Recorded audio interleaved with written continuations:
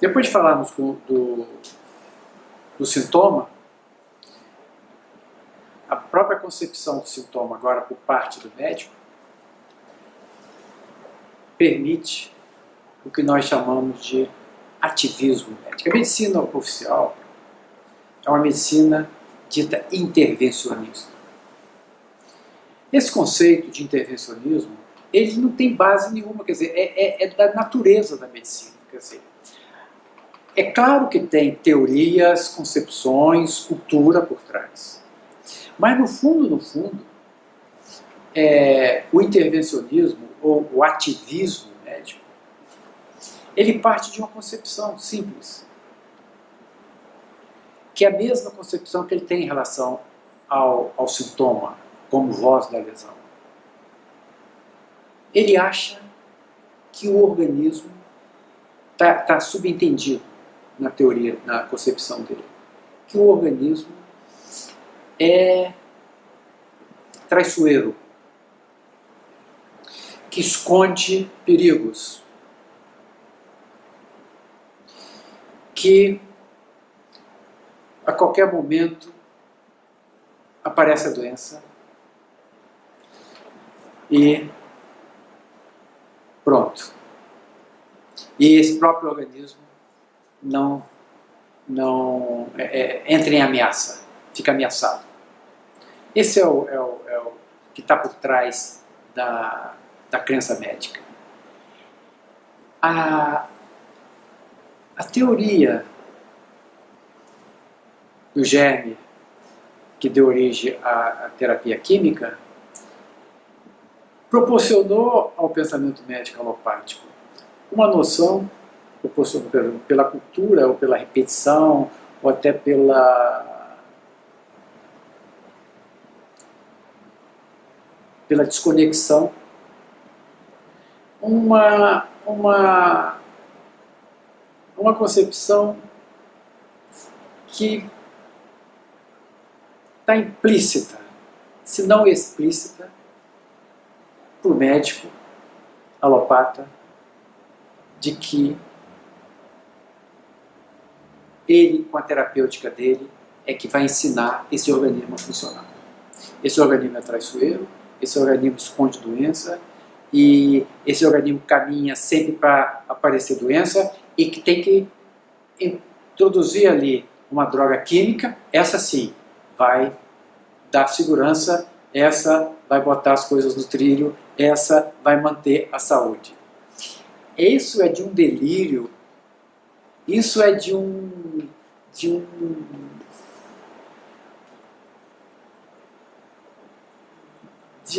reducionismo, de uma simplificação, de um desconhecimento em relação ao organismo, que só uma medicina muito simplificadora pode fazer. Quem conhece minimamente o organismo, quem entende um pouquinho das dinâmicas, da complexidade do funcionamento desse organismo, sabe que jamais uma substância química estranha a ele vai colocar alguma coisa nos trilhos, vai ensiná-lo a funcionar. Então, o que se vê é esse ativismo médico. O ativismo médico é próprio da descrença no organismo, da desconfiança em relação ao organismo. Porque o médico que acredita no organismo não é ativista, não é intervencionista, é respeitador do organismo, é não intervencionista. Quanto mais ignorante o médico, mais intervencionista.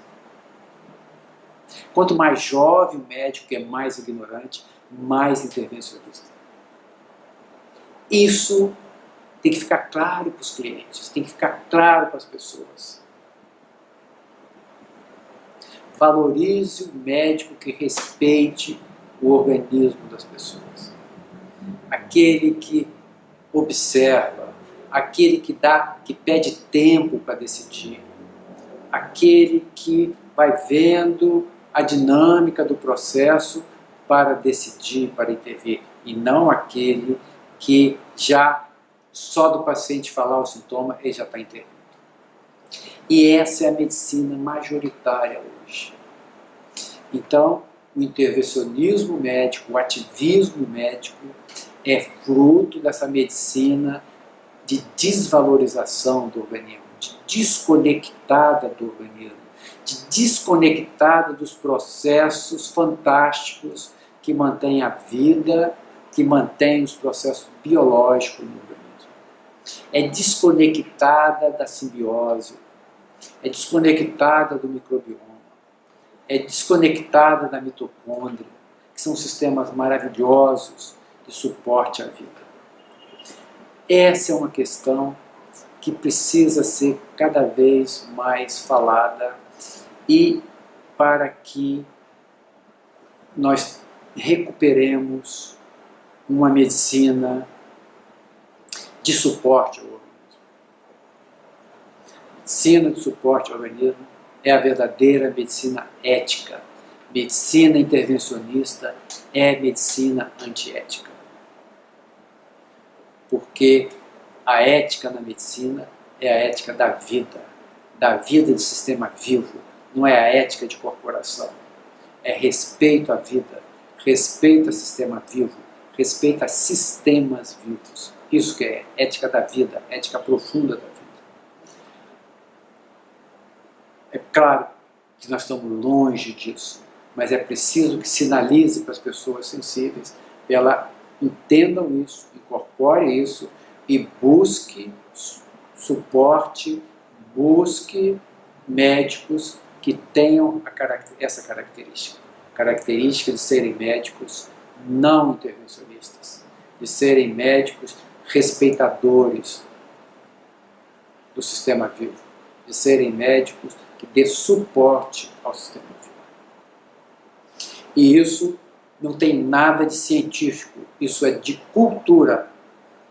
E uma cultura construída em cima da teoria do germe, uma cultura construída em cima da supressão de sintomas, uma cultura herdeira da manipulação da indústria farmacêutica, fruto da manipulação da informação pela indústria farmacêutica, quer cada vez médicos mais ignorantes, mais intervencionistas, mais consumidores de drogas químicas, mais prescritores de drogas químicas, mais prescritores de exames. É isso que esse sistema quer. E mais lesadores das pessoas. Precisamos de medicina não intervencionista, de medicina de baixo consumo ou nenhum consumo de droga química sintética, que sempre vai ter custo para o organismo. Devemos sempre buscar reverter os processos. Por isso, a medicina de pronto-socorro, a medicina de pronto atendimento é um desastre completo. Não use esse tipo de medicina. As pessoas, quando eu critico os clientes que fazem isso, falam assim: ah, mas eu estava sentindo dor, o que é que eu vou fazer? É esse tipo de cultura que sustenta essa medicina. Você tem que aprender a se comportar, a saber a tolerar a dor, a saber a dialogar com o teu organismo e começar a ter recursos para poder lidar com isso. É claro que você foi expropriado pela medicina alopática de ter esses recursos, mas tem que recuperá-los. E meu trabalho aqui é dar informação para que vocês recuperem, tenham recursos para lidar com esses problemas de saúde do cotidiano. E não recorrer a essa medicina de emergência. Porque se recorrer, vai ser lesado, vai sofrer intervenção, vai pagar o preço disso. Tem que se ter um processo mais ágil de comunicação com o seu médico. É claro que eu estou falando isso para evite das pessoas. O povão, coitado, está exposto e vai pagar o preço. Quem pode escolher pode, então, primeiro se informar, ter um processo de comunicação mais ágil com o seu médico para saber se vai ou não ao pronto-socorro. Isso não perturba o médico pelos canais de comunicação que tem hoje. Você pode fazer, estou com isso, o médico fala assim, olha, talvez seja melhor você ir lá. E talvez basta também, muitos dos meus clientes, eu falo assim, vai lá, manda o cara ver o que é isso e não faça nada que ele mande fazer, a princípio. Porque você pode ir lá, ele pode só simplesmente falar, fazer um diagnóstico e pronto. O problema é a intervenção. O problema é a intervenção. Sempre eles intervêm com droga tóxica, bloqueando sistemas, processos e que vão gerar problemas. Então,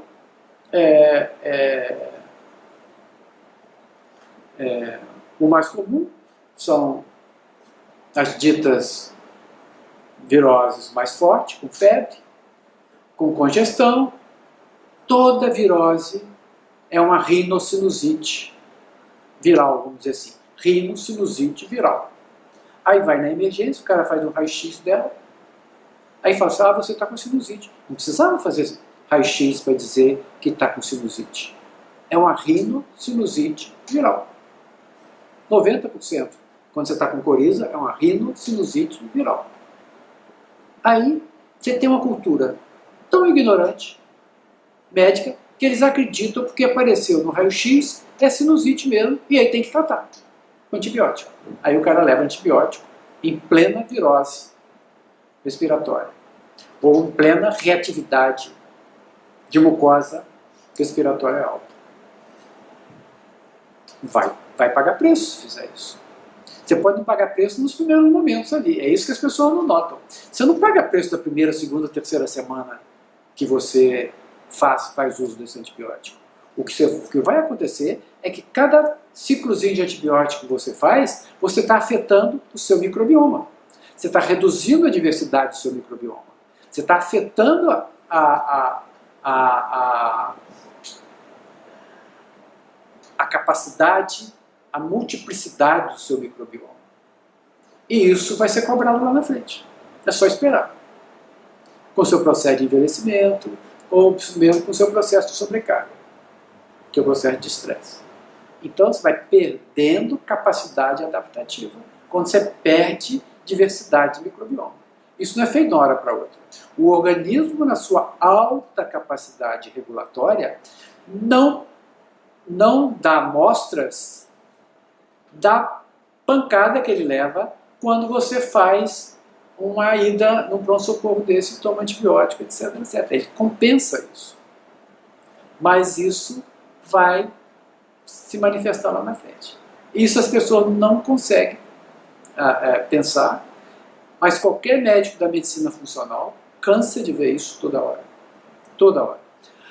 Um simples uso de um ciclo de antibiótico bloqueia seu sistema imune, sem falar na agressão do microbioma, bloqueia seu sistema imune por 6 meses. 6 meses.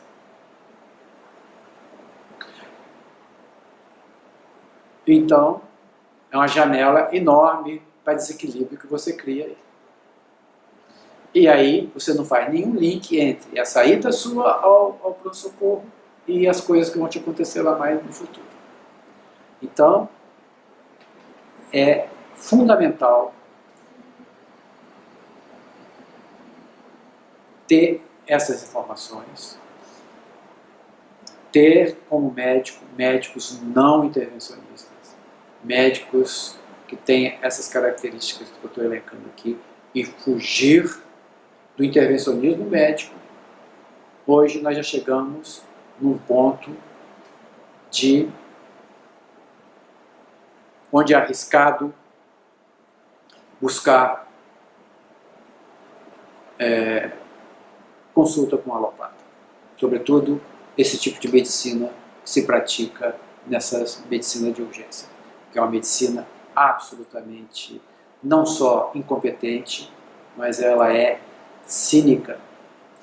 As pessoas ali estão em tal grau de dificuldade de todos os níveis que faz a famosa terapia da matar no peito e chutar. Então, não se exponham a isso, que isso é um perigo para a sua saúde. Mas isso é característica de medicina, dessa tragédia assistencial, tanto de medicina pública quanto de medicina de convênio.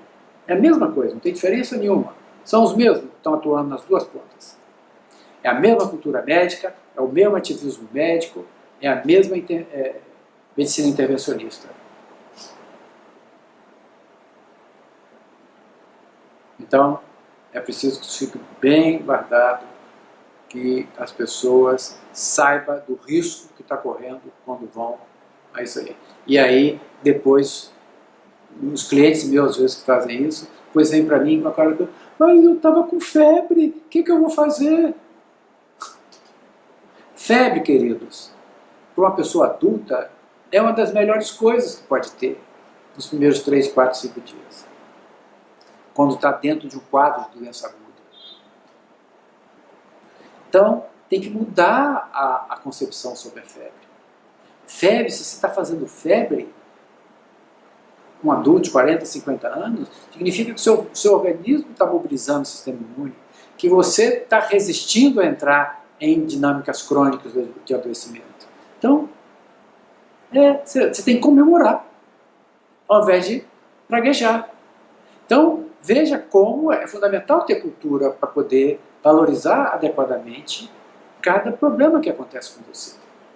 Então, agregar ao que eu já falei, com a questão o que é sintoma, com a questão de como a intervenção médica para essas questões simples dos sintomas que pipocam no dia a dia da prática médica, é fundamental que se tenha consciência.